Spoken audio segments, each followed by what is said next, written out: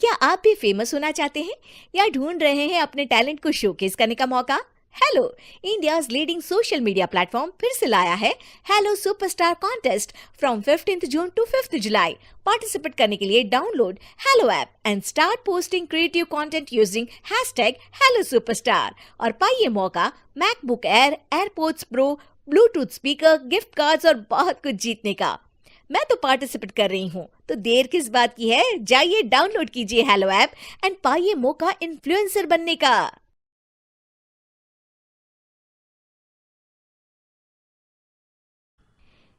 आशा अपने सास ससुर के साथ बिल्कुल भी अच्छा बर्ताव नहीं करती थी। उसका पति सुनील भी अपने माता पिता के साथ बड़ा ही रूखा व्यवहार करता था। अब उनके बेटे की शादी मेघा से हो गई है और हवा का रुख बदल रहा है। मेघा, चलो आओ, रसोई में आकर मेरे साथ रात का खाना बनाने में मेरी मदद करो। मम्मी जी, मैं अभी सीरियल देख रही हूँ। अभी तो शाम होने में भी टाइम है, मैं थोड़ी देर में आती हूँ। बहू, तुम्हें सुनाई नहीं दिया मैंने क्या कहा?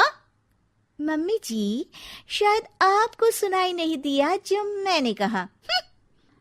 आशा रसोई में जाकर सारा खाना खुद बनाती है और मेघा अपनी दादी सास ससुर के साथ बैठकर बातें कर रही होती है।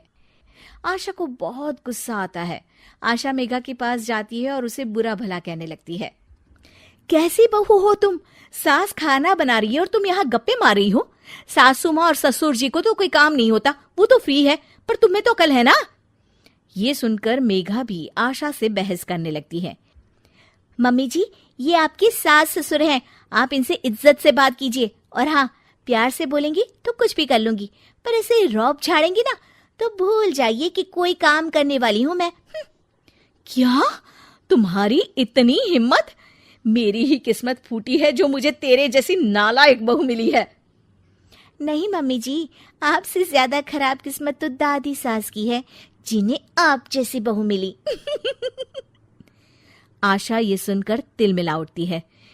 क्या कहा तुमने? आशा मेघा का हाथ पकड़ती है और कमरे से बाहर ले जा रही होती है। तभी वहां रोहित आ जाता है और मेघा उसे देखकर रोने का नाटक करने लगती है। देखिए, देखिए आपकी माँ मुझ पर कैसा अत्याचार कर रही है। मैंने इनसे कहा कि सासू माँ, मैं खाना बना देती हूँ, बस थोड़ा टाइम लगेगा, तो मेरा हाथ पकड़कर कैसे मुझे घसीट कर लेकर जा रही है। अरे बेटा, ये झूठ बोल रही है। बस करो माँ, मेघा कभी झूठ नहीं बोलती और मैंने अपनी आंखों से देखा है कि कैसे आप उसका हाथ पकड़कर उस पर अत्याचार कर रही हो।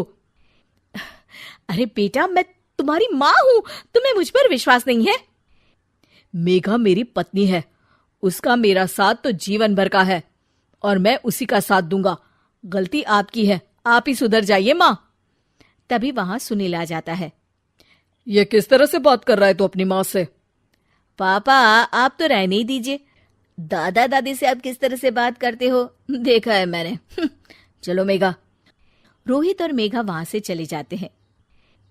इस डायन ने तो मेरे बेटे पर कुछ जादू कर दिया है, देखो कैसे अपने माँ बाप से बात कर रहा है। एक दिन रोहित सुनील के पास आता है और कहता है, पापा, पिछले महीने आपने जो ये अपने कमरे के लिए नया एसी लिया, मुझे बताया क्यों नहीं? अरे इसमें तुझे क्या बताना? आपको बताना चाहिए पापा, अब मेरी शादी हो चुकी है, खर्चे बहुत हैं, आप तो रिटायर हो गए हैं, मेरी कमाई पर घर चलता है, तो हिसाब तो रखना पड़ेगा ना।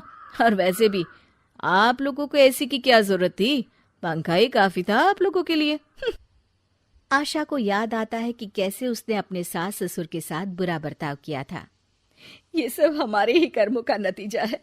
हमने सासू माँ और ससुर जी के साथ कितना बुरा बर्ताव किया, इसीलिए हमारे बहू बेटे भी हमारे साथ ऐसा कर रहे हैं। तुम सही कह रही हो आशा, हमने माँ और पिताजी के साथ बहुत गलत किया। रोहित उनकी बातें सुन लेता है और खुश हो जाता है। मेघा, मम्मी पापा को अपनी गलती का एहसास हो गया है।